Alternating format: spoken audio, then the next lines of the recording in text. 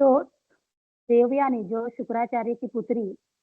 और बृहस्पति के पुत्र कच्छ, इनकी भी एक कथा है, कहानी है कि बृहस्पति के पुत्र कच्छ शुक्राचार्य के पास नृत्य संजीवनी विद्या सीखने के लिए आते हैं, क्योंकि शुक्राचार्य ये बलि महाराज के गुरु थे और बलि महाराज, ये असुर लोग जब भी युद्ध में मूर्छित होते थे या मृत्यु में जाते थे, तो शुक्राचार्य अपनी नृत्य संजीवनी विद्या से उनको फिर से जीवित करते थे और वो और पावरफुल बनते थे और शक्तिशाली बनते थे। तो देवता लोग इस विद्या से बड़े परेशान हो चुके थे कि बलि महाराज को परास्त नहीं कर पा रहे थे।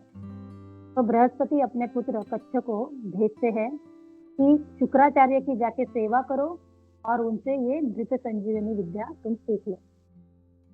तो अभी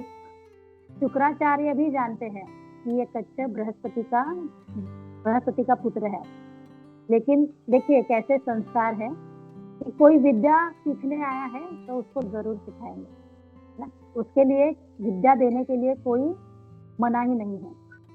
तो अभी कच्छ जो है वो शुक्राचार्य के आश्रम में रहते हैं, उनकी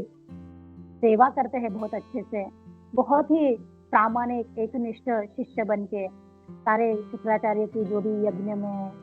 जो भी सेवाएं है वो पूरी सेवाएं करते हैं। तो ये जो शुक्राचार्य की पुत्री है देवयानी, वो देवयानी कच्छ से बड़ी मोहित हो जाती है के आचरण से कि कितना सुंदर ब्राह्मण, इतना सुंदर ब्राह्मण के गुण है इसमें और मैं ऐसे ही ब्राह्मण से शादी करूंगी, विवाह करूंगी। तो अपने जब कच्छ का पूरा एजुकेशन उसका पूरा हो जाता है, शिक्षा संपन्न हो जाती है, तो पूरा शिक्षा संपन्न होने के बाद एक अच्छे के, इसकी भी एक बहुत अच्छी विस्तृत में कथा है, अभी इतने से मुझे डिटेल में याद नहीं आ रही है, जितना याद आ रहा है आपके साथ शेयर करती हूँ। तो ये कच्छ को जब ये बहुत ही शुक्राचार्य का चहिता बन जाता है, तो कोई असुर लोग क्या करते हैं, असुर उसको मार देते हैं, टुकड़े टुकड़े कर देते हैं। तो जब शुक्राचार्य को पता चलता है कि इसके टुकड़े टुकड़े कर दिए हैं, तो शुक्राचार्य फिर उन टुकड़ों को जोड़ते हैं, नृत्य संजीवनी मंत्र बोल के विद्या से उसको फिर से जीवित कर देते हैं। फिर एक बार क्या होता है, ये जो उसके घृणा तिरस्कार करने वाले असुर है, वो अब की बार उसको मार के, उसको जला के, उस राख को शुक्राचार्य के जो पेय है, उनका जो पानी पीने का है, उसमें मिला देते हैं और अभी ये शुक्राचार्य के पेट में चला गया तो अभी कुछ फर्क ही नहीं है इस तरह से। और अभी वो शुक्राचार्य के जब पेट में जाता है तो अभी नृत्य संजीवनी विद्या है ना, शुक्राचार्य तो उसको ढूंढते ही रहते हैं, तो नृत्य संजीवनी विद्या से उसको फिर से जागृत करके उसको बाहर निकालते हैं शुक्राचार्य। और अभी ये जो कच्छ है वो पूरा परिपूर्ण नृत्य संजीवनी विद्या से उसको पूरा ज्ञान उसका प्राप्त होता है। तो अभी ये शुक्राचार्य के गर्भ से निकला है, तो कच्छ भी अपने आप को गुरु का पुत्र मानता है और ऐसे में गुरु की पुत्री जो देवयानी है वो उससे विवाह करने की इच्छा करती है, तो कच्छ मना कर देते हैं कि ये विवाह नहीं हो सकता। तो अभी जो देवयानी है वो क्रोधित होती है और उसको शाप दे देती है कि तुमने गुरु की पुत्री से विवाह करने के लिए मना कर दिया, तो मैं तुम्हें शाप दे देती हूँ कि तुम्हें ये जो तुमने नृत्य संजीवनी विद्या सीखी है ना, उसका कोई फायदा नहीं होगा, कि तुम्हारी सारी विद्या नष्ट हो जाएगी। तो कच्छ भी, अभी कच्छ का जो उसका पूरा जो क्या कहते हैं, उसका गोल था, एम था, उसको ही नष्ट कर दिया है। तो वो भी देवयानी को शाप देते हैं कि जाओ, तुमको भी मैं शाप देता हूँ, तुम भी किसी ब्राह्मण से शादी नहीं कर पाओगे, तुम्हारी कभी ब्राह्मण से शादी नहीं होगी। तो ये वाणी का कैसा दुरुपयोग होता है कि अपने, जब हम किसी को शाप देते हैं तो प्रभुपाद जी कहते हैं कि हमारी भक्ति क्षीण हो जाती है, भक्ति हमारी वीक हो जाती है, तो इसलिए कभी भी शाप नहीं देना चाहिए। तो अभी ये देवयानी, इसकी भी आगे कहानी आती है सर्वेष्ठा के साथ है ना, जब वो राजा ययाति उस समय भी। तो ये देवयानी और शर्मिष्ठा स्नान कर रहे थे नदी में या कुएं में। तो होता क्या है, ये शर्मिष्ठा देवयानी और शर्मिष्ठा राजा की पुत्री है और देवयानी तो शुक्राचार्य की पुत्री है। तो इनमें दोनों में बड़ी अच्छी है ना मैत्री है दोनों में। तो एक दिन होता क्या है, दोनों में कुछ अनबन सी हो जाती है और जो देवयानी है वो देवयानी शर्मिष्ठा को कहती है कि मैं तो क्या है, मैं गुरु है ना, जो राजा तुम्हारे गुरु के सामने नतमस्तक होते हैं, ऐसे गुरु की मैं पुत्री हूँ और तुमको जरा भी क्या है, तुम्हारे अंदर जरा भी शिष्टाचार नहीं है कि मेरे साथ कैसे बर्ताव करना चाहिए, इस तरह से। और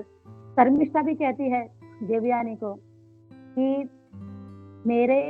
पिता के सामने सारे समस्त प्रजा, फिर वो ऋषि हो मुनि हो कोई भी हो, भिखारी के जैसे मेरे पिताजी के दरबार में आके खड़े होते हैं। तो ऐसे इन दोनों के बातों में क्या होता है कि जो शर्मिष्ठा है वो देवयानी को उस कुएं में ढकेल देती है और वो के ऊपर कोई वस्त्र नहीं रहते। तो फिर राजा ययाति वहां से घुड़सवार करके आते हैं, उनको प्यास लगती है तो वो देवयानी को बाहर निकालते हैं, अपने उत्तरीय वस्त्र उसके ऊपर डालते हैं। तो वो देवयानी उनको कहती है कि अभी आपको मुझको पति के रूप में स्वीकार करना पड़ेगा। तो अभी ये देवयानी को